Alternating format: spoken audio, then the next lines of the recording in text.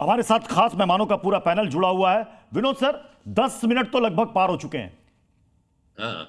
अब शायद नासा की टीम ने भी अब राहत की सांस ली होगी। ये देखिए, जब ये व्योम यात्री बैठे, इनके पास भी सारा डेटा इनके पैनल पर आ रहा है, हाँ, तो क्योंकि लाइव तस्वीरें हम दिखा भी रहे हैं सर।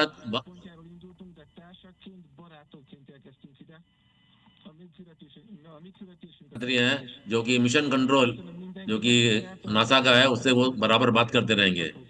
तो जितने भी डेटा इनके पास इनके स्क्रीन के ऊपर में आ रहे हैं, वो भी डेटा जो है हमारे ग्राउंड स्टेशन जो मिशन कंट्रोल सेंटर है उनके पास भी पहुंचता रहेगा।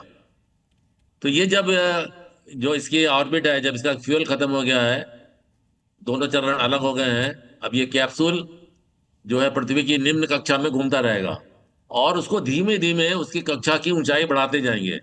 क्योंकि जैसा कि मैं देख रहा था कि जो लास्ट फिगर आ रही थी वो करीब तो इसको हर एक राउंड में ये 90 मिनट में एक गोलाकार परिक्रमा कंप्लीट कर लेता है। तो हर एक 90 मिनट्स के बाद में इसकी ऑर्बिट को रेस करते जाएंगे। रेस करने का मतलब ये है कि 200 से बढ़ा के उसको 201, 210, 220 ऐसे वो बढ़ाते जाएंगे, जब तक कि ये प्रिसाइजली जिसमें आईएसएस की जो ऑर्बिट है उस पर जब तक वो नहीं पहुंच जाता है। अब आप ध्यान देने वाली बात यह है, जैसे कि हम रेलवे स्टेशन पे इंजन को बोगी से जोड़ते हैं, तो उसके लिए पटरियां उसको गाइड करती हैं। तो जैसे इंजन आगे पीछे आता है, उसके जो लीवर है वो जाके उसको लॉक हो जाता है। लेकिन जब हम अंतरिक्ष में उड़ते हैं और हमको जब डॉक करना है, हमको जब से जोड़ना है, तो उस समय हमको 6 फ्रीडम ऑफ मोशन रहता है। माने वो या भी कर सकते हैं, पिच भी कर सकते हैं, रोल भी कर सकते हैं, प्लस माइनस माने, और इस तरह से 6 डिग्री का फ्रीडम है। उसको हमको कंट्रोल करना है। उसको कंट्रोल करने के लिए बहुत सारे माइक्रो रॉकेट, जिनको हम वर्नियर रॉकेट भी बोलते हैं, उनका भी इस्तेमाल करते हैं।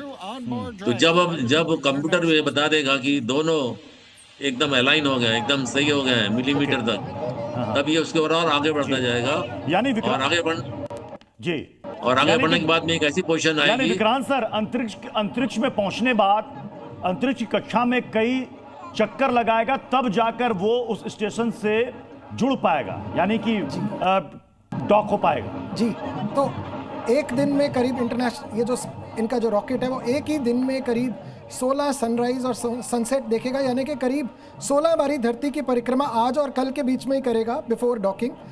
डॉकिंग में ये 28 घंटे का बहुत बहुत इंपॉर्टेंट बात आपने बताई। एक दिन में कितने देखेगा वो सनराइज?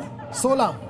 एक दिन में 16 जी, हर 90 मिनट में एक सनराइज, हर 90 और उसके 45 मिनट बाद एक सनसेट। तो इतनी तेजी से घूमता है। और अब आप ये ठीक है। Z News.